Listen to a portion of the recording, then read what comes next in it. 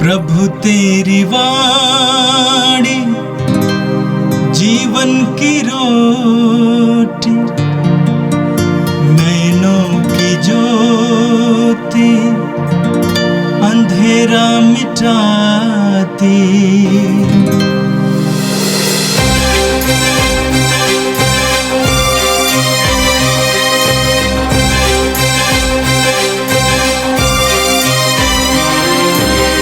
प्रभु तेरी वाणी जीवन की रोटी, नैनों की ज्योति अंधेरा मिटाती। प्रभु तेरी वाणी जीवन की रोटी, नैनों की ज्योति अंधेरा मिटाती। वाणी वाणी वाणी वाणी वाणी पवित्र है, शाश्वत है, जीवन का मन्ना है। 12 जुलाई शनिवार। पहला पाठ उत्पत्ति ग्रंथ अध्याय 49 वाक्य 29 से 32, अध्याय 50 वाक्य 15 से 24। याकूब ने अपने पुत्र को यह आदेश दिया, मैं शीघ्र ही अपने पितरों में शामिल हो जाऊंगा। मुझे मेरे पूर्वजों के साथ एफ्रोन नामक हित्ती के खेत की गुफा में दफनाओ।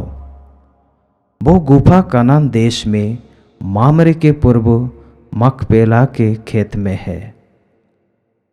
इब्राहिम ने उसे निजी मकबरे के लिए एफ्रोन हित्ती के खरीदा था। वहाँ इब्राहिम और उनकी पत्नी दफनाए गए। वहाँ इसहाक और उनकी पत्नी रेबेका दफनाए गए, और वहाँ मैंने लेओं को दफनाया। यूसुफ के भाई अपने पिता के देहांत के बाद आपस में कहने लगे, हो सकता है कि यूसुफ हमसे बैर करे और हमने उसके साथ जो बुराई की है उसका बदला चुकाए। इसीलिए उन्होंने यूसुफ के पास यह संदेश भेजा, मरने से पहले आपके पिताजी ने आपको यह संदेश कहला भेजा, तुम्हारे भाइयों ने तुम्हारे साथ अन्याय किया। मेरा निवेदन है कि तुम अपने भाइयों का अपराध और पाप क्षमा कर दो। इसीलिए आप अपने पिता के ईश्वर के सेवकों के अपराध क्षमा कर दीजिए। उनकी ये बातें सुनकर यूसुफ फुट फुट कर रोने लगा। यूसुफ के भाइयों ने स्वयं आकर उन्हें दंडवत किया और कहा, जैसे आप चाहे हमारे साथ वैसा करें, हम आपके दास हैं। यूसुफ ने कहा, डरिए नहीं, क्या मैं ईश्वर का स्थान ले सकता हूँ? आपने हमारे साथ बुराई करनी चाहिए, किंतु ईश्वर ने उसे भलाई में परिणत कर दिया। इस प्रकार बहुत से लोगों के प्राण बचाए, जैसा कि आजकल हो रहा है। इसलिए डरिए नहीं, मैं आपके और आपके बच्चों के जीवन निर्वाह का प्रबंधन करूंगा। इस प्रकार यूसुफ ने अपनी प्रेमपूर्ण बातों से उनकी आशंका दूर कर दी। यूसुफ और उसके पिता का परिवार मिस्र में निवास करता रहा। यूसुफ 110 वर्ष की उम्र तक जीता रहा और उसने तीसरी पीढ़ी तक इफ्राइम के बाल बच्चों को देखा और मनासे के पुत्र मकीर के बाल बच्चों को भी अपनी गोद में खिलाया। अंत में यूसुफ ने अपने भाइयों से कहा, मैं मरने पर हूँ। ईश्वर अवश्य ही तुम लोगों की सुध लेगा और तुम्हें इस देश से निकालकर उस देश ले जाएगा जिससे उसने शपथ खाकर इब्राहिम, इसहाक और याकूब को देने की प्रतिज्ञा की है। यूसुफ ने इस्राएल के पुत्रों को यह शपथ दिलाई कि जब ईश्वर तुम लोगों की सुध लेगा तो यहाँ से मेरी हड्डियां अपने साथ ले जाना। इसके बाद यूसुफ का देहांत हो गया। यह प्रभु की वाणी है। संत मत्ती के अनुसार पवित्र सुसमाचार 10वां अध्याय पद संख्याएं 26 से लेकर 32 तक। प्रभु यीशु ने अपने शिष्यों से कहा, इसलिए उनसे नहीं डरो। ऐसा कुछ भी गुप्त नहीं है जो प्रकाश में नहीं लाया जाएगा, और ऐसा कुछ भी छिपा हुआ नहीं है जो प्रकट नहीं किया जाएगा। मैं जो तुमसे अंधेरे में कहता हूँ उसे तुम उजाले में सुनाओ, जो तुम्हें फुसफुसाहटों में कहा जाता है उसे तुम पुकार पुकार कर कह दो। उनसे नहीं डरो जो शरीर को मार डालते हैं, किंतु आत्मा को नहीं मार सकते, बल्कि उससे डरो जो शरीर और आत्मा दोनों का नरक में सर्वनाश कर सकता है। क्या 1 पैसे में 2 गौरैयाँ नहीं बिकती? फिर भी तुम्हारे पिता के अनजाने में उनमें से एक भी धरती पर नहीं गिरती। हाँ, तुम्हारे सिर का बाल बाल गिना हुआ है, इसलिए नहीं डरो, तुम बहुतेरी गौरैयों से बढ़कर हो। जो मुझे मनुष्यों के सामने स्वीकार करेगा उसे मैं भी अपने स्वर्गिक पिता के सामने स्वीकार करूँगा, और जो मुझे मनुष्यों के सामने अस्वीकार करेगा उसे मैं भी अपने स्वर्गिक पिता के सामने अस्वीकार करूँगा। यह प्रभु का पवित्र सुसमाचार है। क्रिस्त प्रभु की जय। यीशु में मेरे प्रिय भाइयों बहनों, पिछले दिनों हम लगातार उत्पत्ति ग्रंथ से यूसुफ के बारे में सुन रहे थे। यूसुफ का मिस्र के प्रधानमंत्री बन जाना और उनकी कार्यकुशलता, उनकी प्रशासनिक क्षमता, उनकी उदारता, पूरे मिस्र देश के लिए उन्होंने बड़ी अच्छी सेवा दी, और साथ साथ उन्होंने अपने भाइयों से भी मुलाकात करके उनकी भी सेवा किया।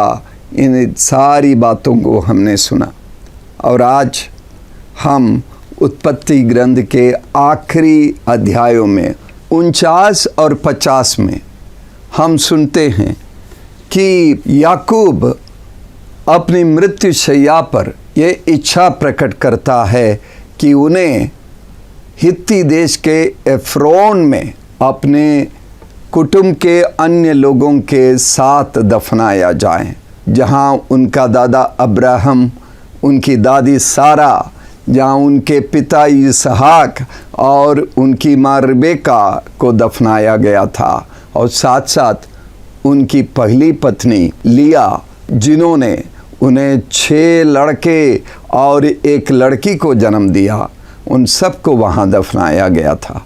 उनकी प्रिय पत्नी रिबेका, जिसने यूसुफ को जन्म दिया और बेन्यामीन को जन्म देते देते वो मर गई, उन्हें फिलिस्तीन के बेथलेहम में दफनाया गया। और याकूब इच्छा प्रकट करता है कि उन्हें अपने दादा दादी और पिता और माता के कब्र में दफनाया जाए। इसी तरह हम सुनते हैं कि यूसुफ भी मरने से पूर्व अपने भाइयों से ये बात कहता है कि उन्हें भी वहाँ दफनाया जाए। ये सिर्फ एक भावनात्मक भावुकता से पूर्ण इच्छा नहीं थी, ये उनके एक धार्मिक संकल्प है। परमेश्वर के साथ उनकी विश्वस्तता का एक परिचय है, क्योंकि जो प्रतिज्ञा देश जिसकी प्रतिज्ञा उनके साथ की गई थी वो मिस्र में नहीं है, बल्कि वो पवित्र स्थान है जहाँ उन्हें पहुँचना है। और ये पूरी कहानी ईश्वर के द्वारा सुनियोजित ये मुक्ति योजना की कहानी का ये हिस्सा है। उत्पत्ति ग्रंथ के इस अंतिम हिस्से में सुनते हैं कि याकूब के मरने के बाद यूसुफ के अन्य भाई डर रहे हैं अपने भाई यूसुफ से ही। उन्हें इस बात का डर था कि यूसुफ उनसे कहीं बदला तो नहीं लेगा। यूसुफ के भाइयों ने स्वयं आकर उसे दंडवत किया और कहा, आप जैसा चाहें हमारे साथ वैसा करें, हम आपके दास हैं। उन्होंने अपने डर को इस तरीके से प्रकट किया और जवाब में यूसुफ ने कहा, डरिए नहीं, क्या मैं ईश्वर का स्थान ले सकता हूँ? आपने हमारे साथ बुराई करनी चाहिए, किंतु ईश्वर ने उसे भलाई में परिणत कर दिया और इस प्रकार बहुत से लोगों के प्राण बचाए, जैसा कि आजकल हो रहा है। इसलिए डरिए नहीं, मैं आपके और आपके बच्चों के जीवन निर्वाह का प्रबंध करूंगा। यानी पूरे परिवार की देखभाल के लिए यूसुफ को ईश्वर ने नियुक्त किया है। इस बात को यूसुफ अपने भाइयों के सम्मुख प्रकट करता है। ईश्वर की मुक्ति योजना के अनुसार प्रतिज्ञा देश को फिर से प्राप्त करने की कड़ी में यह एक बहुत महत्वपूर्ण हिस्सा था। हम पूरे इस प्रसंग में यूसुफ की विनम्रता को देखते हैं। यूसुफ कौन है? मिस्र देश के प्रधानमंत्री हैं और मिस्र देश की सारी जनता के लिए, पड़ोसी देशों की जनता के लिए वो लगातार उनके भोजन के लिए व्यवस्था कर रहे हैं। वो यूसुफ अपने भाइयों के सामने फूट फूट कर रोता है। इतने बड़े पद पर होते हुए भी वो कहते हैं, आपने हमारे साथ बुराई करनी चाहिए, लेकिन ईश्वर ने उसे भलाई में परिणत कर दिया। यूसुफ की इस विनम्रता को हमें स्वीकार करना चाहिए, इससे हमें सीख लेनी चाहिए। ईश्वर ने यूसुफ को अनुग्रह प्रदान किया उसकी विनम्रता के बदले। उसे ऐसा अनुग्रह दिया कि उनकी मृत्यु 110 वर्ष की उम्र में हुई और तब तक उन्होंने अपने भाइयों के पोते नाती सबको अपने गोद में लिया और उन सब के साथ खेला और बड़ी खुशी के साथ उनकी मृत्यु हो जाती है। मेरे प्रिय भाइयों बहनों, जब हम ईश्वर के अनुग्रह को स्वीकार करेंगे और साथ साथ घमंड को अपने अंदर कभी आने नहीं देते, लेकिन ईश्वर के सम्मुख और एक दूसरे के सम्मुख अपने आप को विनम्र बनाते हैं, तो ईश्वर हमें बहुत सी कृपाओं से भरपूर कर देते हैं। यीशु में मेरे प्रिय भाइयों बहनों, आपका ध्यान मैं आज के सुसमाचार की ओर आकृष्ट करना चाहता हूँ। वास्तव में मसीही जीवन आसान जीवन नहीं है। मसीही जीवन सुखमय और आनंदमय जीवन नहीं, बल्कि उसके साथ इस जीवन में एक और ईश्वरीय कृपाओं का हम अनुभव करते हैं। दूसरी ओर शैतान का प्रलोभन। शैतान कभी कभी हमें इतना तंग करता है कि हमारे ऊपर अभियोग लगाता है, हमारा सताव करता है। मसीही जीवन खतरे से मुक्त जीवन नहीं है। यीशु स्वयं इस खतरे के बारे में हमें सचेत करते हैं और ज़रूरी है कि हम परमेश्वर पर भरोसा रखें, परमेश्वर की ताकत पर भरोसा रखें, परमेश्वर की कृपा पर भरोसा रखें। कभी कभी ये कहा जाता है कि हमारी चिंताओं की सूची कितनी लंबी है, उसके अनुसार हमारे परमेश्वर की आकृति के बारे में पता चलता है। हमारी मुसीबतें, हमारी चिंताएं, हमारी तकलीफ़ों की सूची यदि बहुत बड़ी लंबी है तो हमारा परमेश्वर उतना छोटा है, क्योंकि परमेश्वर क्षमतावान परमेश्वर है, वो सर्वशक्तिमान है। उसके सामने हमारी मुश्किलों की, हमारी तकलीफ़ों की सूची लंबी नहीं होनी चाहिए, वो छोटा फहरिस्त होना चाहिए।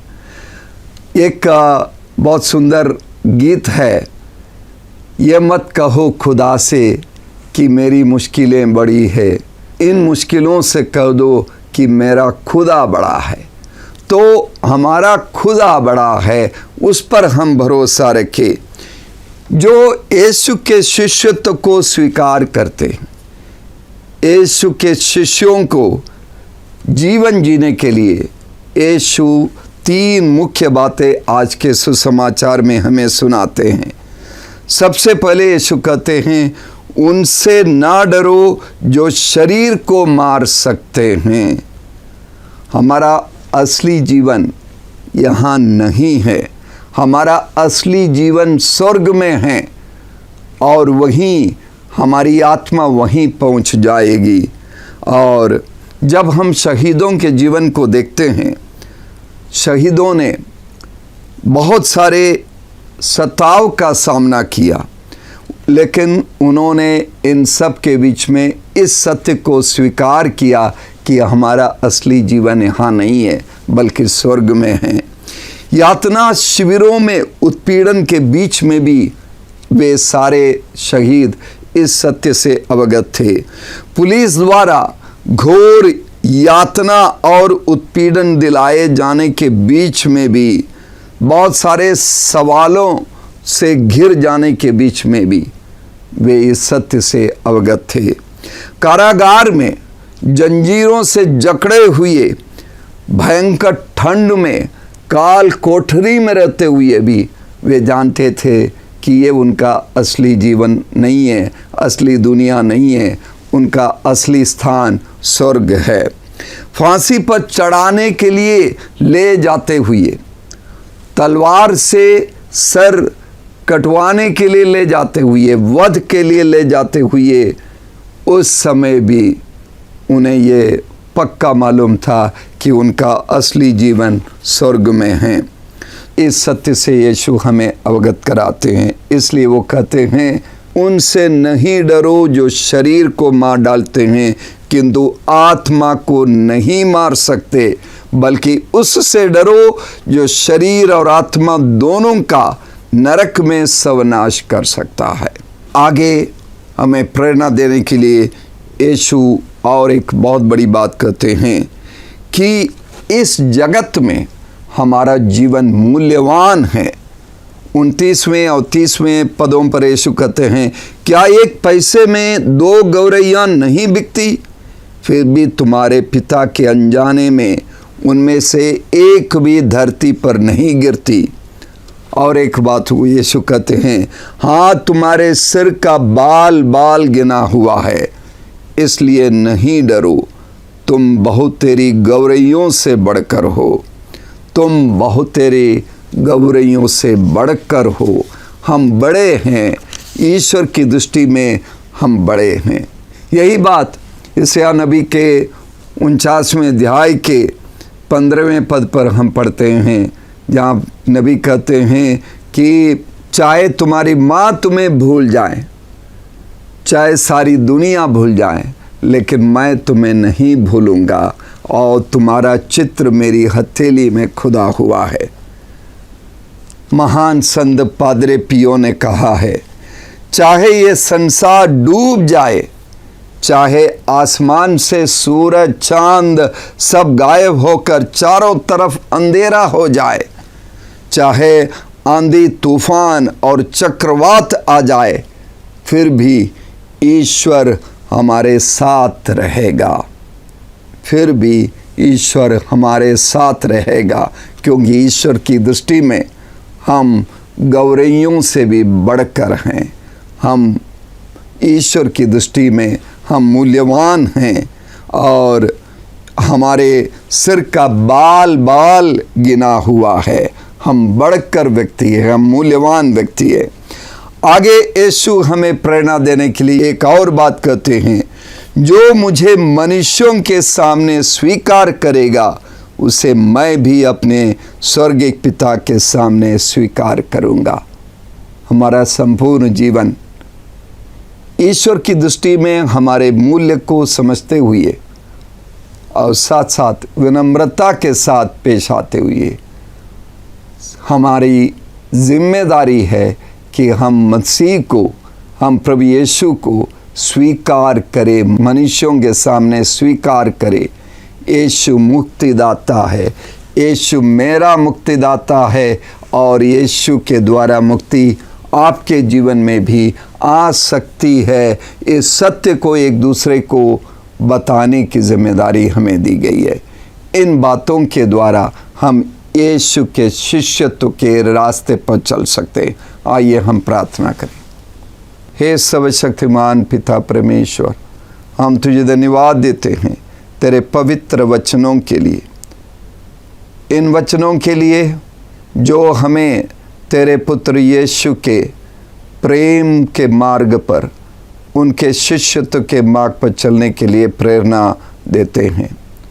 हमें कृपा दे कि यूसुफ की तरह हम विनम्र रहते हुए तेरे द्वारा दिए गए जिम्मेदारी को निभा सके।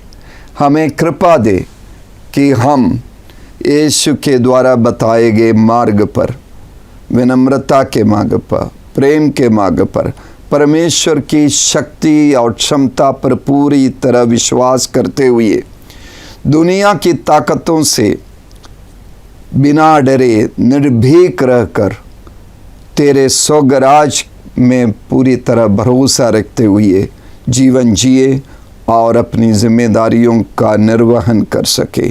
प्रभु, हम तुझसे उन सभी लोगों के लिए प्रार्थना करते हैं जो रोज़ की रोटी के इस कार्यक्रम को देख रहे हैं।